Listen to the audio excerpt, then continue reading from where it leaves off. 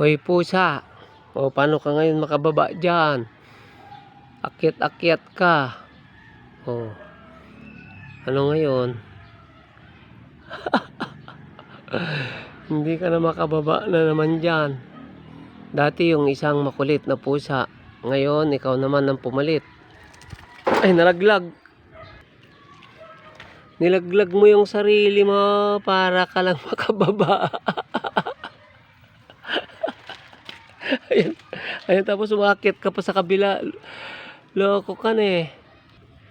Tapos yung kapatid mo, pinapanood ka lang. Oh, ayan. Gagaya din atang.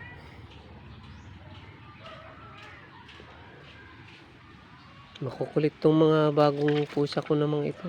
Oo. Yan. Yan yung magkapatid na yan. Yan. Ito naman yung dating umakyat na hindi makababa.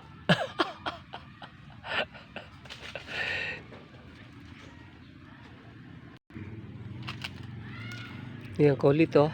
Akyat na naman ata. Yan, yung dalawang magkapatid. Makukulit mga yan. Tapos ito yung nanay nila. Tinali ko ulit. Kasi tinatakas niya. Ganito itong pusa ko na ito. Pag malalaki na yung anak niya, tinatakas niya, dinadala niya dun sa simbahan. Tapos hindi na niya ibabalik. Kaya yan, tinali ko. Kasi kahapon hanap ako ng hanap. Nawala na pala. Nandun sila sa simbahan. Buti nakita ko sila. Oh, ngayon ang kukulit. Dito naman sa may mangga sila umakyat. Loko tong mga ito. Ayun yung isa. Oh.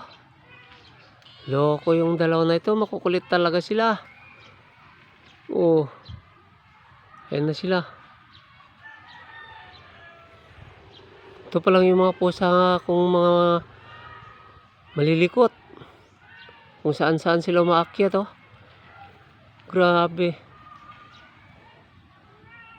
Saan na naman yung isa? Ayan, bababaan na siya. Ayan na sila. Kukulit tong dalawa na ito eh. Ayan. Oh. Oo, makyat pa. Sana kung may bunga na ulit. Sila na lang pakitin ko para ano. Ayun, kakulit yung isa. Ay pusa, ang kulit mo. Kung saan sa nakakarating.